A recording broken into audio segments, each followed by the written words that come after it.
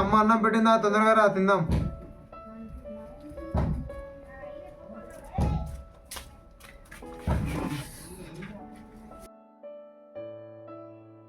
అబ్బా ఊరికే ప్రార్థన ఏందిరా? తినేటప్పుడు ప్రార్థన, పనుకునేటప్పుడు ప్రార్థన, ఎప్పుడు ప్రార్థన ప్రార్థన ప్రార్థన. ఇప్పుడు అన్నం ఏమన్నా ఎక్కైందా ప్రార్థన చేస్తే? కష్టం చేసేది నేను, అండి పెట్టింది అమ్మ. దేవుడు ఏం చేసిండు? తినేటప్పుడు ప్రార్థన చేస్తా అంటే నేను తినేటప్పుడు తినకు, లేకుంటే నేను తిన్నాక నువ్వు తిను.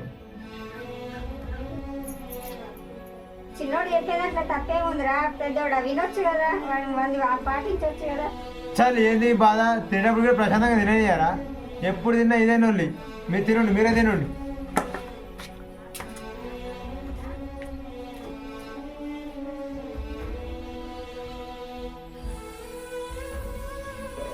డ్యూటీకి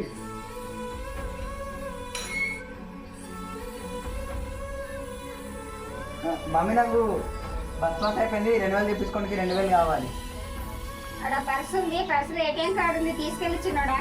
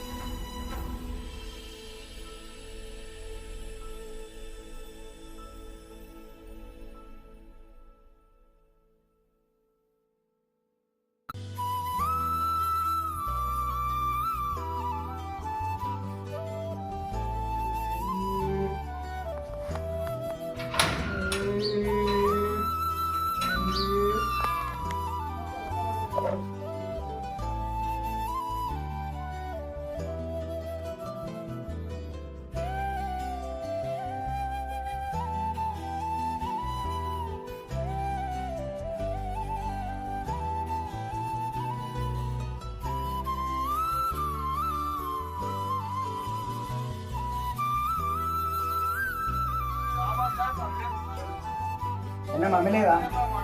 లేదురా, ఎందుకు? నేను కొద్దిగా ఏటీఎం కార్డు తీసుకున్నా, పెట్టేసిన, నేను బయటకు పోతున్నా.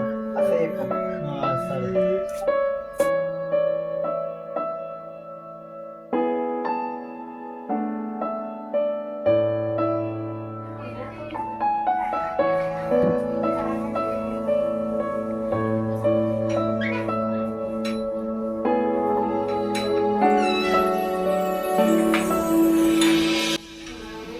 అమ్మయ్య ఆడు పోయిండు. ఇప్పుడు పైసలన్నీ తీసుకొని, ఏటీఎం కార్డు తీసుకొని, పైసలు తీసుకొని ఎంజాయ్ చేస్తా.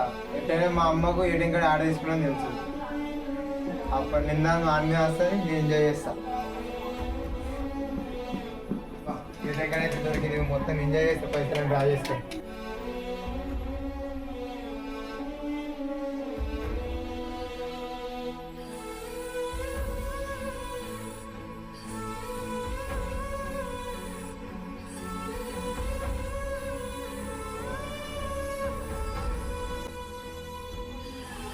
చిన్నోడా, డబ్బులు ఎన్ని తీసుకున్నావా? 2000 తీసుకోమన్నా, మొత్తం తీసేసుకున్నావా? చెప్పు, నిన్నే అడిగేది. లేదా నేను మొత్తం తీసుకోలేదు, నేను 2000 తీసుకున్నా. మిగతా ఏమైనా నాకు తెలియదు. ఏటీఎం కార్డు తీసుకెళ్ళింది నువ్వే, అక్కడ పెట్టింది నువ్వే, మరి ఎక్కడ పోతే డబ్బులు? మధ్యలో ఎవరైనా వచ్చారా? తీసుకోలేను, నిజంగా నేను తీసుకోలేను. నేను తీసుకోవాలనుకుంటే ఇంకా పర్సులు ఉండే, 500 ఉండే, ఇంకా 100 రూపాయలు చిల్లర ఉండే. తీసుకోలేను, నేను తీసుకోవాలనుకుంటే అవే తీసుకున్నాడుగా. తీసుకోలేను ఇవి. ఎద్దడా ఒకసారి ఇక్కడ రా. చిన్నోడు తీసుకోకపోతే మరి ఎవరు తీసుకున్నట్టు డబ్బులు? ఎద్దడా చిన్నోడు డబ్బులు తీసుకోలేడంటే నువ్వు కూడా తీసుకున్నావా? మరి డబ్బులు లేవు. నేనేం తీసుకుంటా? ఆయన తీసుకుంటేమో. మరి తీసుకోలేను అంటున్నాడు. నువ్వే కదా పొద్దున ఏటీఎం కార్డు కొండపోయింది, మళ్ళీ సాయంత్రం చాండ పెట్టినావు, మళ్ళీ నామే తప్పాయిస్తున్నావు. పైసలు నేను తీసుకున్నాను, మళ్ళీ నామే పెడతారు. అడిగితే ఇస్తాం కానీ మరి పైసలు అయితే దొంగతనం చేస్తున్నావు. చర్చికి పోతే ఇవేం బుద్ధురా? ఇంకా నాకు రమ్మంటావు చర్చికి? చర్చికి ఇవే నేర్చుకుంటున్నావు నువ్వు. మరి నేను వచ్చి ఇవే నేర్చుకోలేము, దొంగపోతులు. అయినా ఇట్లా చేస్తున్నావు ఎందుకు? దొంగతనం అన్నీ నువ్వు అడిగితే నేను ఇస్తాగా, కష్టం చేస్తున్నా, పైసలు ఇస్తాగా నేను. మీరు కొట్లాడకండి, పోతే పోయినాయేమో పైసలు. ఆ బ్యాంక్ కూడా తీసుకున్నాడో మరి ఎవరు తీసుకున్నారో మీరు ఏం కొట్లాడకండి, పోతే పోని. మరి ఏమన్నా ఇవ్వనా రోజు చర్చకోకుండా నిలిచే బుద్ధులు, సిగ్గులేని మీదవా?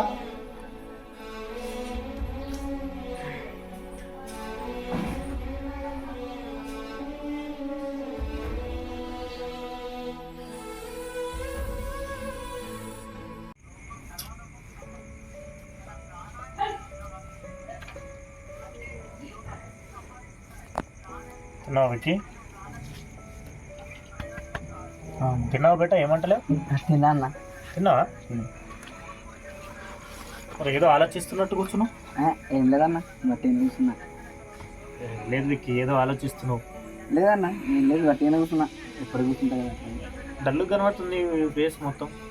ఏం లేదన్న, కానీ ఏమైందంటే కొంచెం నేను ఇంట్లో బస్ పాస్ కానీ ఏటీఎంలోకి వెళ్ళి 2,000 తీసుకున్నా అన్న. 2,000 తీసుకుంటే ఏటీఎంలో మొత్తం 20,000 ఉండే అన్న. 20,000 ఉంటే ఏటీఎంలో నేను 2,000 తీసుకున్నా అన్న. కానీ సాయంత్రం చూసేలోపు ఏటీఎంలోకి వెళ్ళి 20,000 కట్ అయినాయి అన్న. కానీ నేను నిజంగా తీసుకున్న అయితే 2,000 అన్న. కానీ ఇంట్లో ఏమంటారు అంటే, నువ్వు చర్చికి వెళ్తావు, అది దొంగ బుద్ధి ఏంది అని అంటారు అన్న. నేను మాత్రం నిజంగా 2,000 తీసుకున్నా అన్న. ఆలోచిస్తున్నాను. దాని గురించి ఎందుకు ఆలోచిస్తున్నావు? నీకైతే తెలుసు కదా నువ్వు ఎన్ని తీసుకున్నావని. నిజమన్నా, నేను 2,000 తీసుకున్నా అన్న. అవి ఎట్లా కట్ అయినాయి కూడా నాకు తెలియదు అన్న. అయినా ఇంట్లో కూడా అందరూ నువ్వు ఒక్కడే బాగా చర్చికి వెళ్తావు కదా, ఎంతో కొంత వింటూ ఉంటాం కదా అప్పుడప్పుడు. దాన్ని బట్టి కూడా నీకు ఇది చేస్తాను.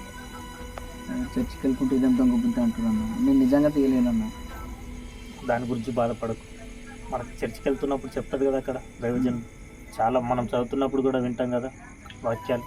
ఏసేపు జీవితంలో తెలుసు కదా, ఏసేపు ఎన్నో నిందలు, అన్నదమ్ములతో నిందలు పడుకుంటూ వస్తాడు. లాస్ట్కి వచ్చేసరికి పోతే భార్యతోటి కూడా నిందపడి చెరసాల్లో ఉంటాడు.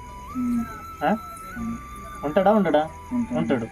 అలాంటి వ్యక్తిని రాజు ఒకనాడు పిలిపించి కళ దర్శనం తెలుసుకోవడానికి పిలిపించినప్పుడు, తెలియజేసినప్పుడు యోసేపుని ఎంతటి వాడిని చేస్తాడు దేవుడు?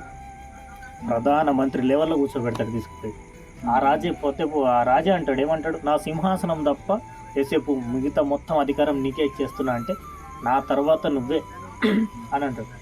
అంత విధంగా దేవుడు ఉంచింది. ఎందుకంటే మనమున్న నమ్మకం ఏందో మనకు తెలుసు కదా. మనం జీవిస్తున్న జీవితం నీతిగా ఉంటున్నాం, యథార్థంగా ఉంటాం, మనకు వ్యక్తిగతంగా మనకు తెలుసు. చూసే వాళ్ళకి ఎందుకు? వాళ్ళు ఎన్ని నిందలు వేసినా, ఎన్ని అవమానాలు వేసినా, మనం ఎటువంటి అపనిందల గుండా వెళ్ళకుండా మనం దేవుని వైపు చూస్తున్నాం అనుకో, ఏసేపు లాగానే మన జీవితంలో కూడా గొప్ప కార్యాలు దేవుడు చేస్తాడు. ఒక దైవజనుడు, పెద్ద దైవజనుడు, విన్నావో లేదో నువ్వు, కానీ ఒక గొప్ప దైవజనుడు. అతను ఉన్న పక్క ఆ రూమ్లోకి ఒక చంటి పిల్ల తల్లి పిల్లాడు ఏడుస్తుందని, మందిరంలో డిస్టర్బ్ అవుతుందని వెళ్ళి పాలివ్వడానికి వెళ్తుంది. ఇచ్చేసి వస్తున్నప్పుడు అక్కడ పాలిచ్చినంతసేపు ఆ పిల్లోడు ఆమె జడలో ఉన్న నెత్తిలో ఉన్న పువ్వులు కొంచెం అటు ఇటు చిమ్మేసింది. ఆమె ఆలోచన చేయలేదు. ఆమె పాలిచ్చి యథావిధిగా మందిరంలోకి వస్తుంది. ఎవరో ఒకరు లోపలికి వెళ్ళి చూస్తారు సేవకుని రూమ్లో. చూసినప్పుడు ఏంటంటే సేవకుని మీద ఒక నిందేస్తారు. సంఘంలో ఉన్న ఒక వ్యక్తి ఆ సేవకుని మీద నిందేసి, సేవకుడు ఇలాంటోడు అంటే మొత్తం అంతా ఇదైపోతుంది. సేవకుడు కూడా బాధపడి చాలా కృంగిపోయి చాలా బాధపడతారు. కానీ ఏదో ఒక రోజు ఆ తప్పు తెలుసుకున్నప్పుడు, ఈ నింద ఏ వ్యక్తి అయితే వేసిండో ఆ సేవకుని మీద, ఆ వ్యక్తి వచ్చి మళ్ళీ క్షమాపణ కోరుతాడు. అంత మాత్రాన సేవకుడు మొత్తం అయితే కృంగిపోలేడు కదా. ఇప్పుడు ప్రపంచంలోనే గొప్ప వ్యక్తిగా పేరు పొందిన వ్యక్తి ఆయన. మన భారతదేశంలో కూడా ఆ పేరు తెలియని వారు ఎవ్వరికి లేరు, ఇప్పటి వరకు ఎవ్వరు లేరు. పేరు అంటే అంత గొప్ప వ్యక్తి ఆయన.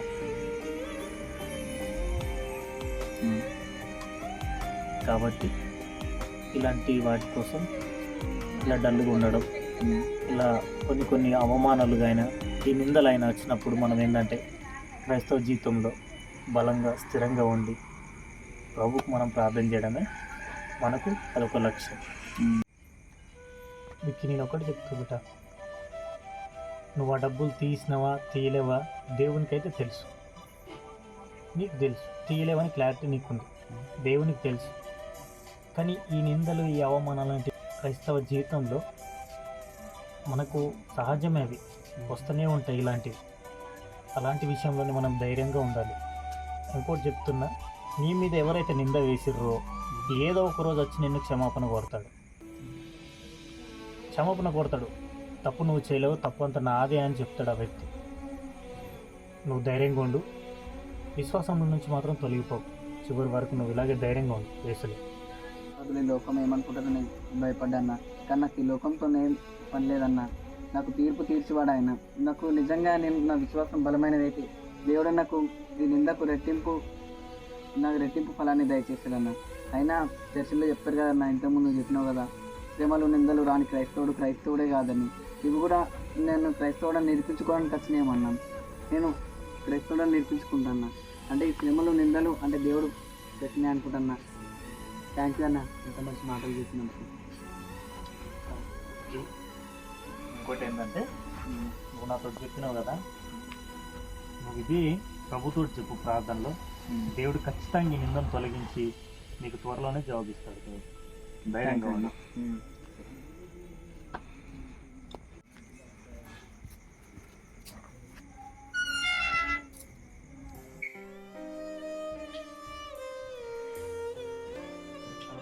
ఏమైందన్నా ఇతర మీడియం పోయి జ్వరం వచ్చిందన్న? చెప్పన్నా కింద వేడి ఉంది, ఇలా మమ్మీ డాడీ కూడా లేరు. చెప్పన్నా కింద వేడి ఉంది.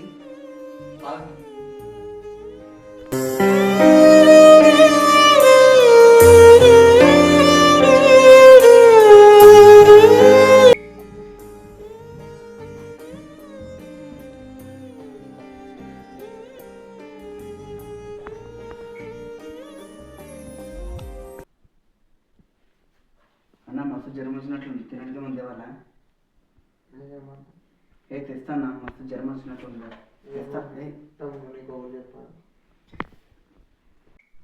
స్వాగత మొన్న ఏటీఎం పైసలు తెచ్చింది ఎవరు కాదు, నేనే. అవసరానికి వాడుకున్న తమ్ముడు. అమ్మ నాన్న దగ్గర నేను తిట్టిపోయాను, నేను బ్యాట్ చేయాలని నేనే తీసిన తమ్ముడు, నన్ను క్షమించు. ఇంకోటి చెప్తున్నా, నీ మీద ఎవరైతే నింద వేసిర్రో ఏదో ఒక రోజు వచ్చి నిన్ను క్షమాపణ కోరతాడు. తప్పు నువ్వు చేయలేవు, తప్పు అంత నాదే అని చెప్తాడు ఆ వ్యక్తి.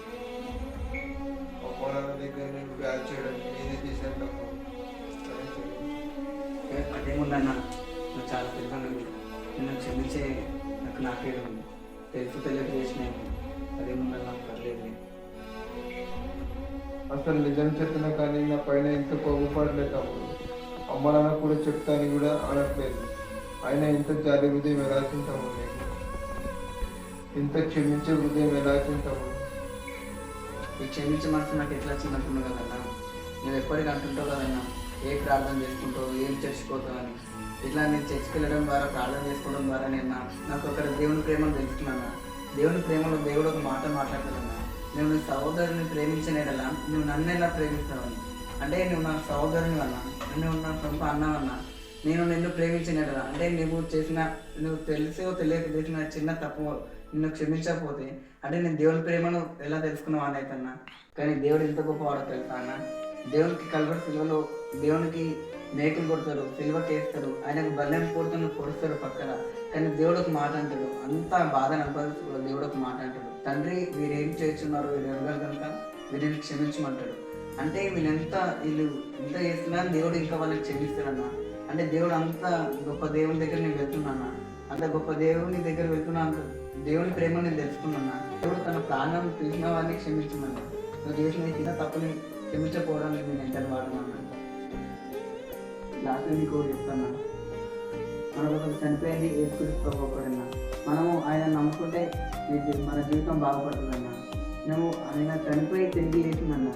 ఆయన నమ్ముకుంటే నీకు కూడా క్షమించే హృదయం వస్తుంది, నువ్వు కూడా ఇతరులను క్షమించగలుగుతావు, నువ్వు బాగుపడుతావు, మన కుటుంబం కూడా బాగుపడుతుంది అన్న. ఆలోచించన్నా.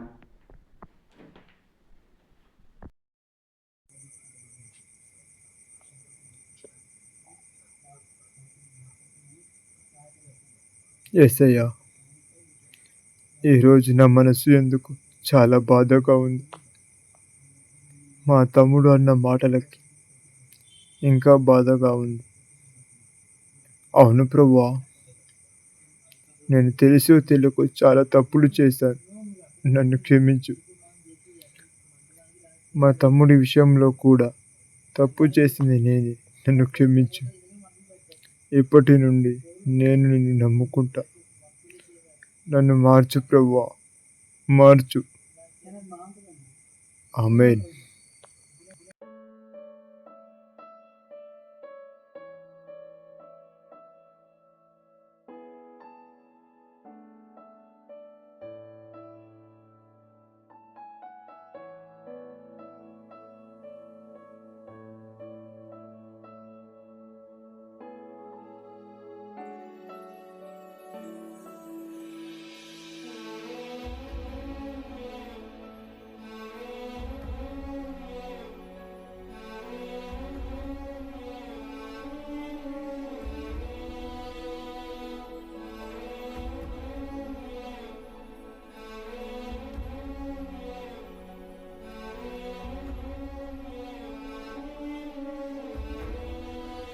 అన్న నేను ఎంత గొప్ప మాట దేవుని మాట.